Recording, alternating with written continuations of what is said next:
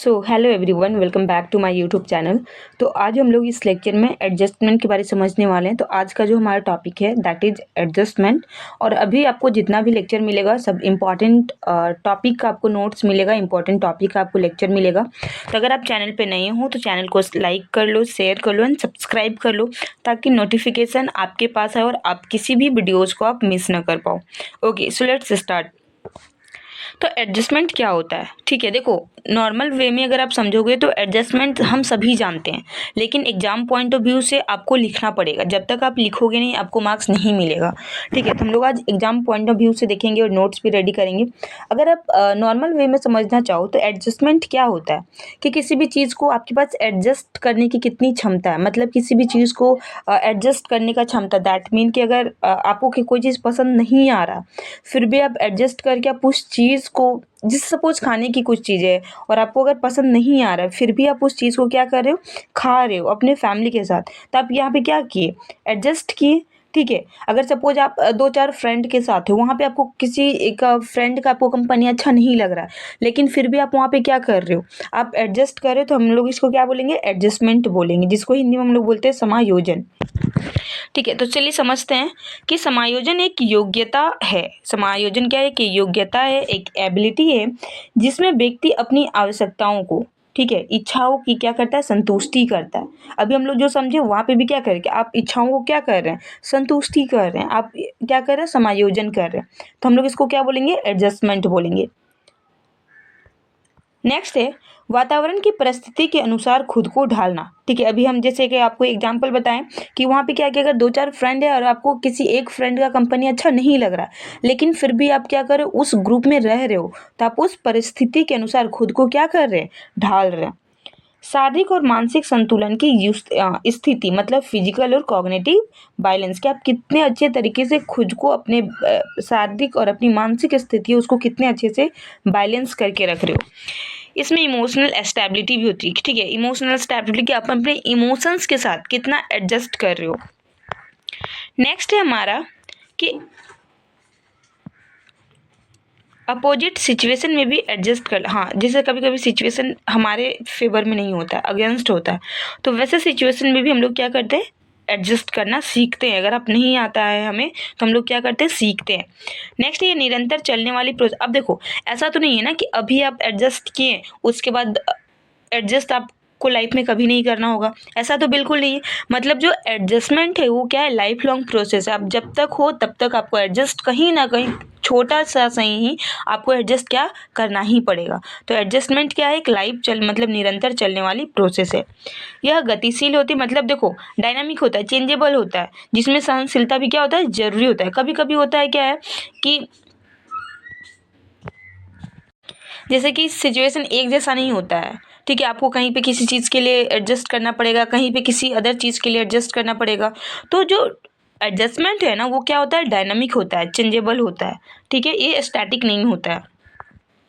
Next अब हम लोग समझेंगे डेफिनेशन। तो इस मिथ के अनुसार कि अच्छा समायोजन वह होता है जो यथार्थ पर आधारित होता है। यथार्थ मतलब रियलिस्टिक पर आधारित होता है, और वो क्या होता है, संतोष देने वाला होता है। देखो मैं हर एक लेक्चर में बताई हूँ कि जो भी डेफिनेशन होगा उसको आप एज इट इज़ ही याद करेंगे और एज इट इज़ आप वही लिखेंगे, इसमें कोई भी आप चेंजमेंट नहीं करेंगे। नेक्स्ट है, अब देखो अगर एडजस्ट आप नहीं कर पा रहे हैं तो मतलब अगर समायोजन आप नहीं कर पा रहे हैं तो क्या होगा, आपके साथ कुसमायोजन होगा, मतलब माल एडजस्टमेंट। तो माल एडजस्टमेंट में क्या होगा, देखो एडजस्टमेंट मतलब आप अपनी इच्छाओं के, मतलब कभी कभी जब इच्छा के अनुसार हो रहा है और कभी कभी न भी हो तो आप वहाँ पे एडजस्ट कर पा रहे हैं, लेकिन कभी कभी ऐसा भी होता है कि आपकी इच्छा के अनुसार नहीं होगा।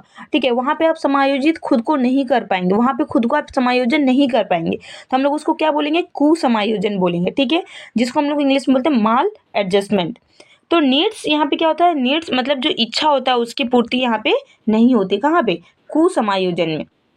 अब इसके कुछ एलिमेंट है, जैसे अब अगर आप नहीं कर पा रही हो एडजस्टमेंट, आप समायोजन नहीं कर पा रहे हो, तब आपके साथ क्या क्या होगा, तनाव हो जा सकता है आपके पास, आपको तनाव फील होगा, एंजाइटी होगा, फ्रस्ट्रेशन होगा और कॉन्फ्लिक्ट यहाँ पे होगा। अब देखो ये कॉन्फ्लिक्ट क्या है, कि जब दो या दो से अधिक सिचुएशन, देखो कॉन्फ्लिक्ट मतलब द्वंद्व होता है, तो एक्चुअल में कॉन्फ्लिक्ट क्या होता है वो समझो कि जब दो या दो से अधिक सिचुएशन आपके पास आ जाता है और आप कंफ्यूज हो जाते हो कि मैं कौन सा सिचुएशन को सिलेक्ट करूं, तो यहाँ पे जो डिसीजन लेने में जो मुश्किल आता है, जो भी प्रॉब्लम यहाँ पे क्रिएट होता है डिसीजन लेने में, उसी को हम लोग क्या बोलते हैं, कॉन्फ्लिक्ट बोलते हैं, ठीक है, जिसको हम लोग और दूसरे नाम से दुविधा बोल सकते हैं कि ये करे कि वो करे, ये वाला जो सिचुएशन आता है। अब हम लोग नेक्स्ट समझते हैं कि कॉन्फ्लिक्ट कितने टाइप का होता है। अभी हम लोग समझे कि अगर आप एडजस्ट नहीं कर पाओगे तो क्या होगा आपके साथ, एंजाइटी हो सकता है, तनाव हो सकता है, फ्रस्ट्रेशन हो सकता है, कॉन्फ्लिक्ट हो सकता है। तो कितने टाइप्स के कॉन्फ्लिक्ट होते हैं, तब हम लोग कॉन्फ्लिक्ट को समझेंगे, ठीक है। देखो जो कॉन्फ्लिक्ट होता है वो हमारा पहला कॉन्फ्लिक्ट है पद्धति मतलब अप्रोच। यहाँ पे जो होता है ना कि सिचुएशन आपको दोनों पॉजिटिव होगा। जैसे एग्जाम्पल से आप समझो, उसके बाद आप इसको एक बार रीड कर लेना, आपको क्लियरली बहुत अच्छे समझ में आएगा।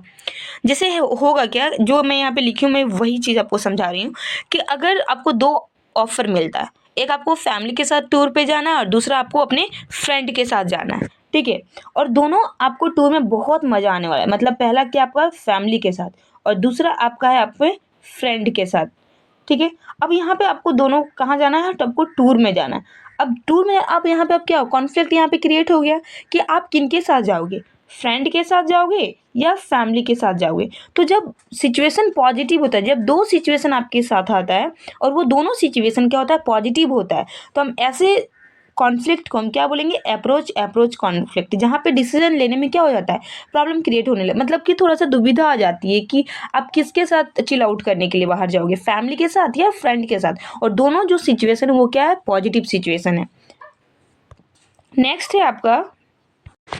नेक्स्ट है हमारा सेकेंड जो हमारा टाइप है परिहार मतलब नेगेटिव अवॉइडेंस।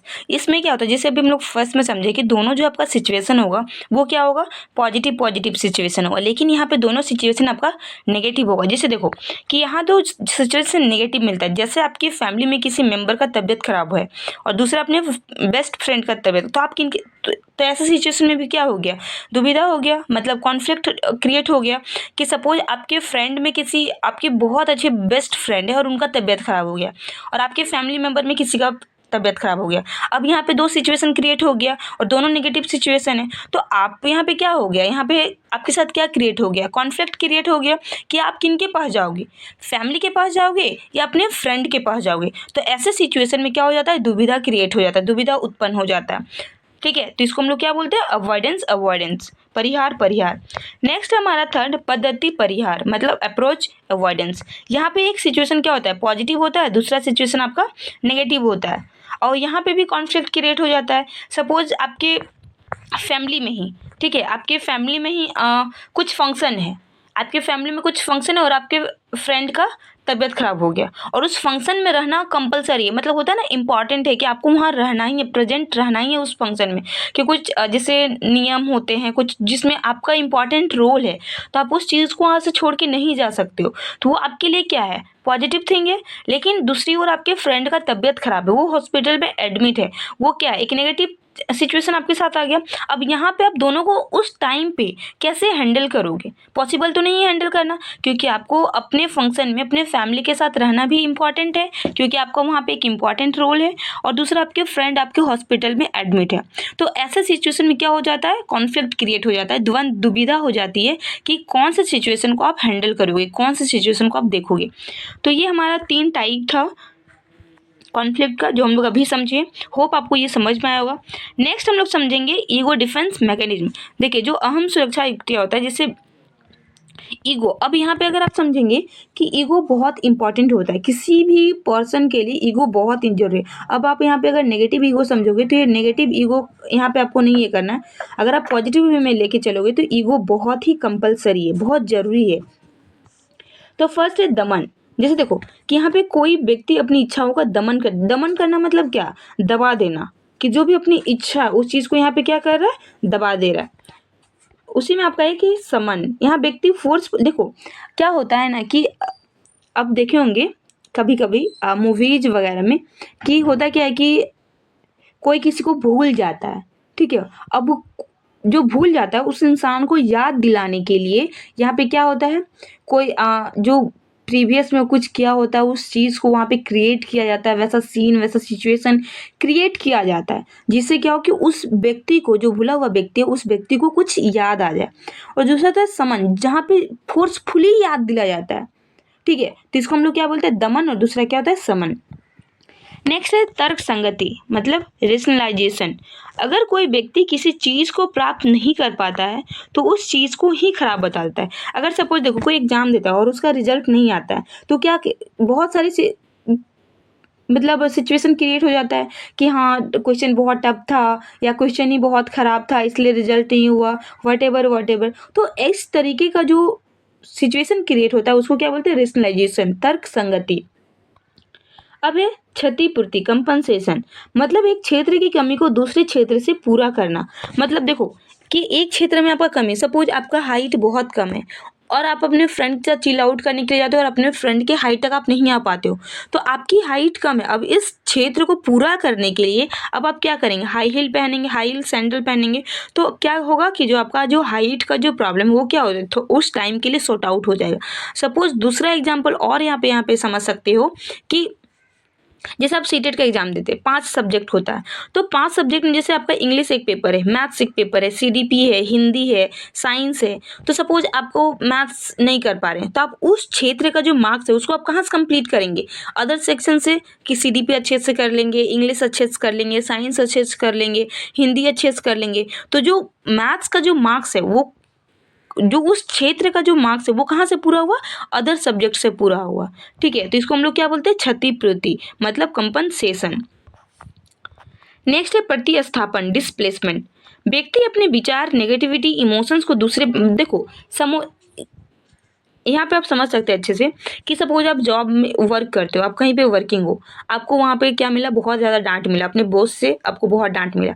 अब आप क्या करेंगे, वहाँ पे तो आप कुछ नहीं बोल पाएंगे, ठीक है, आप बस यही मन मन में सोचेंगे कि ठीक है, अगर बॉस नहीं होता ना तो फिर बता देते। इस टाइप का जो सोच आता है, इस टाइप का जो थॉट आता है, जैसे स्कूल में, कॉलेज में आप कभी कभी देखते होंगे कि आप गलत नहीं भी होते तो भी टीचर्स आपको डांटते हैं, सुनाते हैं, ठीक है। अब आप क्या करते हो, वहाँ पे आप टीचर्स को तो रिप्लाई नहीं कर पाते हो, लेकिन आप मन ही मन क्या सोचते हो कि अगर मेरे टीचर्स नहीं होते और ऐसा नहीं होता तो मैं दिखा देता। तो इस टाइप का जो सोच आता, अब ये जो गुस्सा यहाँ पे जो आपका एंगर आया वो आप कहाँ निकालेंगे, अपने फ्रेंड पे निकाल सकते हो, अपने फैमिली मेंबर पे निकालते हो। तो इस तरीके का जो सिचुएशन होता है उसको हम लोग क्या बोलते हैं, डिस्प्लेसमेंट, मतलब एक जगह का जो प्रॉब्लम होता है, एक जगह का जो सिचुएशन वो दूसरी जगह पे क्या हो गया, डिस्प्लेस हो गया।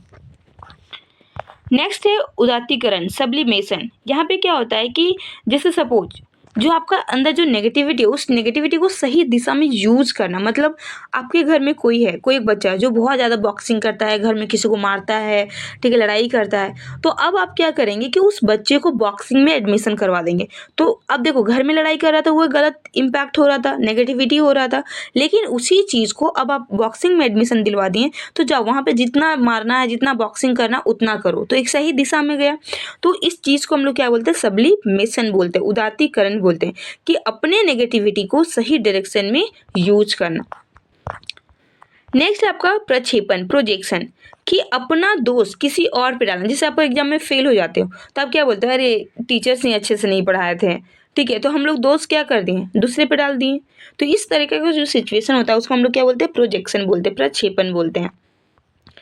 नेक्स्ट हमारा नकारना, डेनियल, जैसे डायरेक्ट मना कर देना, ठीक है। एक ऐसा भी सिचुएशन आता है जैसे कोई चोर चोरी करता है, आप उसको बोलते हैं आपने चोरी किया, चोर आपको क्या बोलता है, नहीं मैंने चोरी नहीं किया, तो डायरेक्ट वो आपको क्या किया, मना कर दिया, उसको हम लोग क्या बोलते हैं, नकारना, डेनियल।